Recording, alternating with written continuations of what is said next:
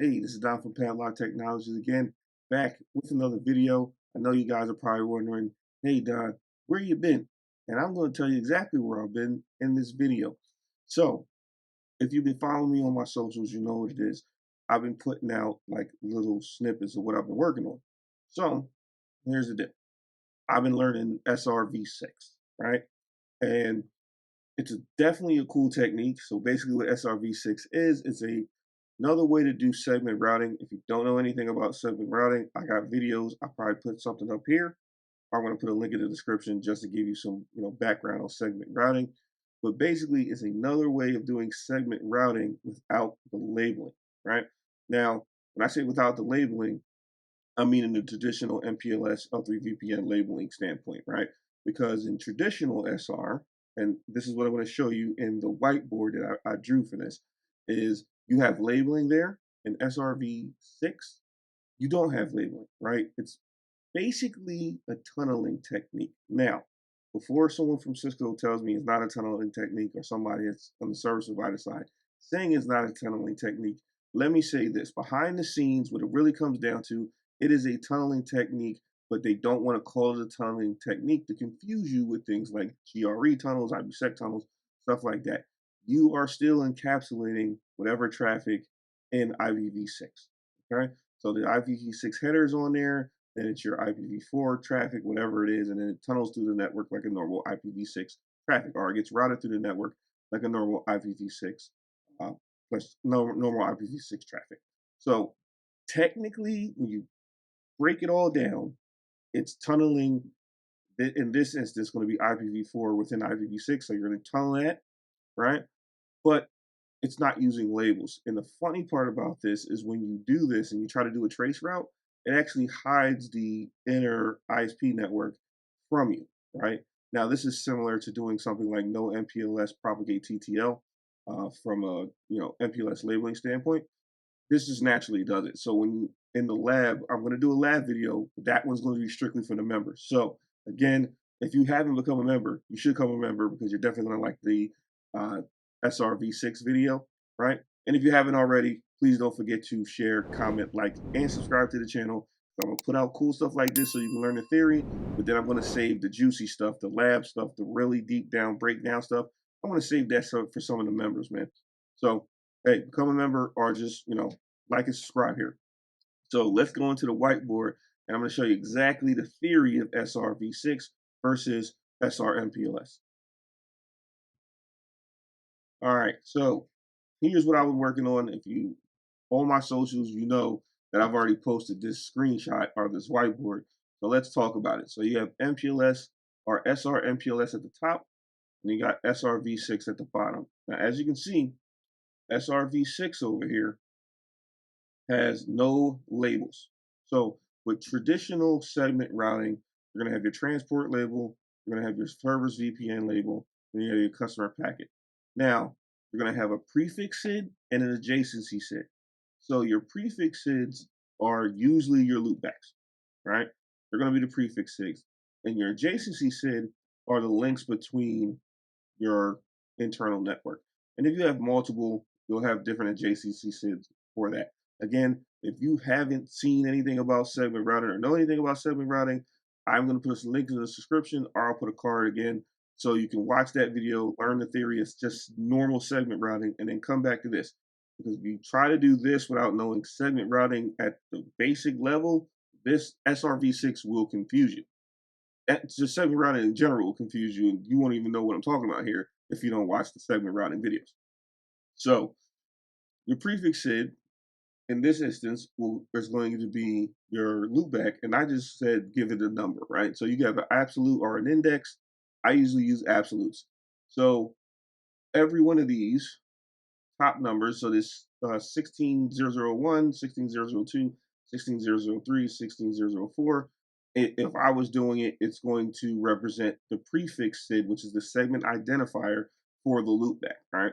And as we go through the network, from a transport perspective, let's say I'm trying to go to 16004.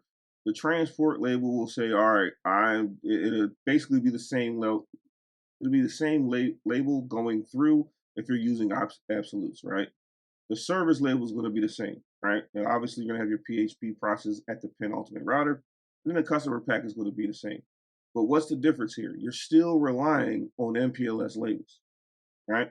So even though you have minimized the need for another protocol like LDP or RSVP, BGP is still going to do we're not doing anything like a unified MPLS, so we're not really doing the service. We're not using BGP to send labels, so to speak, in the traditional MPLS network. Obviously, the service label is going to be shared through BGP, but you still have labels. So you're still going to see this stack here. If you're still propagating the TTL, when you do a trace route from CE1 to CE2, you will see the hops within the network unless you cut that out.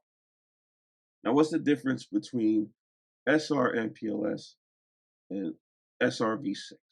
All right, so for one, you're going to have the IPv6 core network. You can still do that within MPLS or SR-MPLS, but for SRv6, we're going to be, at least in my lab example, there's going to be IPv6 core, right? Now, I'm going to be using link locals and ULAs, unique, what was it? What it was.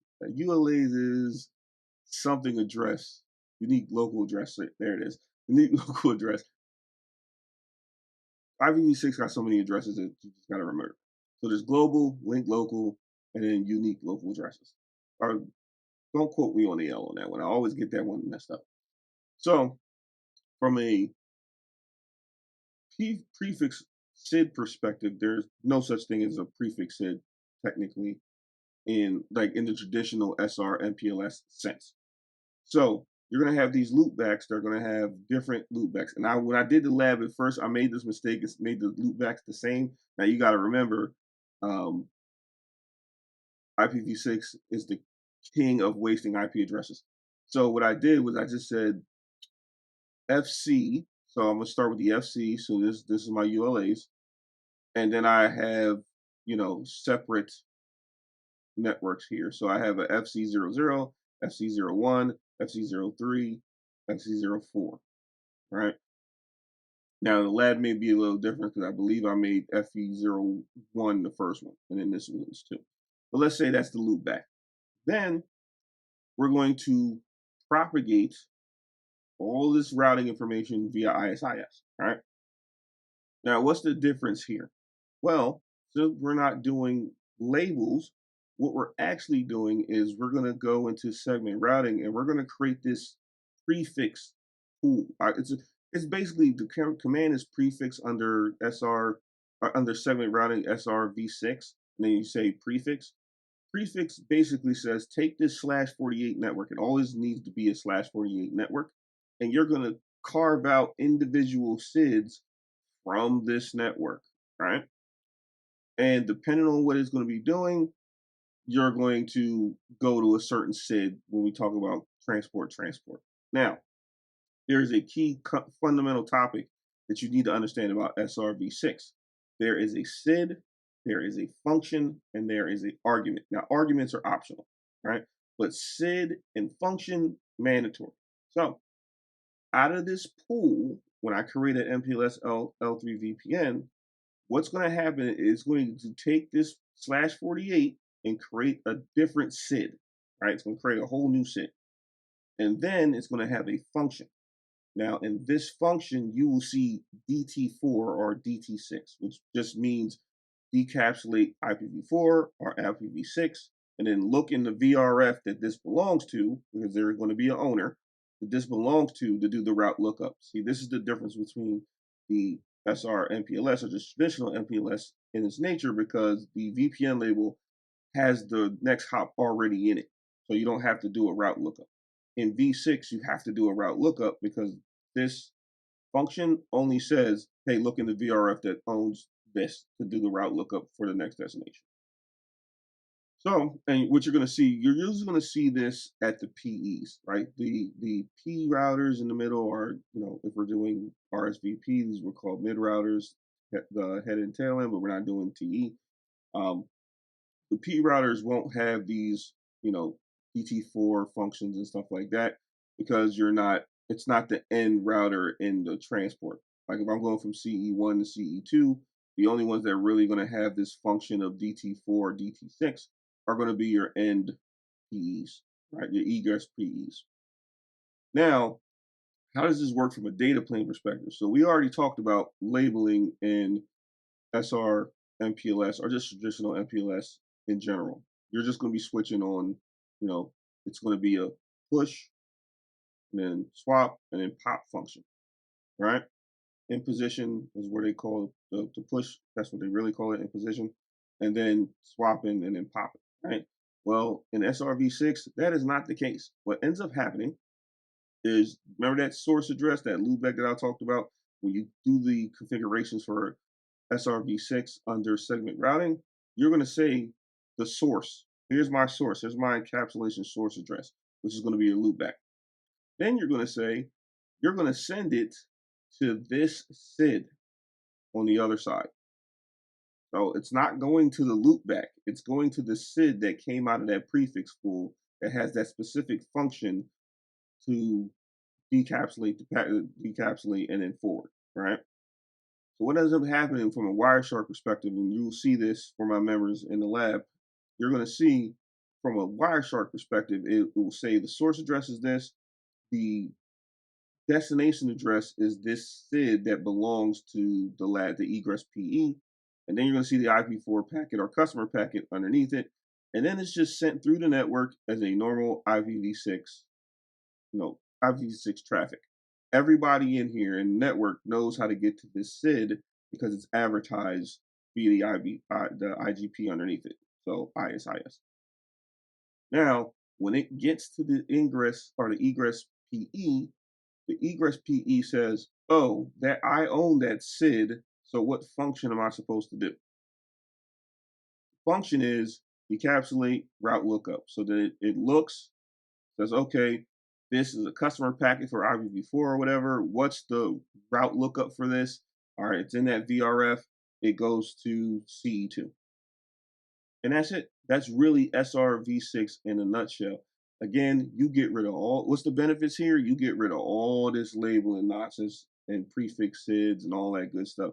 You get rid of all of this, right? And you simplify it by just, hey, make it routed in the network. All you got to do is go to the SID that's auto-generated from the prefix pool. And this is per VRF, by the way, depending on how you allocate the SIDs and functions. We'll talk about that in the lab. But you literally get rid of all of this nonsense with MPLS. It's still a good technique. It's just this is another simpler way to do, MPLS L3 VPNs without relying on labels, right? And that is really it. Now, if you don't know anything about this, again, go watch the previous videos. Let's get out of this lab and let's review what I just talked about. So that's SRv6 in a nutshell. Now, that is very basic, right? There's other stuff like, hey, there are SIDs for the adjacencies. Like adjacency SIDs didn't go away. When we get in the lab, when my members see the lab video, you're going to see for each link, there is a SID that is created out of that prefix pool. So it's not like adjacency SID went away because you still want to do things like traffic engineering. If they didn't have that, you can do traffic engineering and stuff like that. Now, I know a lot of people jump to SRv6. Let me tell you something. Don't jump directly into SRv6. Learn the basics. I just had a conversation with someone that sent me an email. I was like, progress compounds, okay? So don't just jump straight into SRv6. Learn MPLS first, regular. Then learn traffic engineering, or MPLS TE. Then learn seamless MPLS. Then learn segment routing. Then learn SRv6. If you go down that path, eventually you'll get to where I'm talking about now, all right? And the only reason why SRv6 was a lot easier for me to understand because I understood MPLS at a basic level all the way up to normal segment routing. Once I got that, SRv6 was a cakewalk. So I suggest if you're starting out and you like wowed by this, great, but don't start with this. Okay. So this is Don from Padlock Technologies again.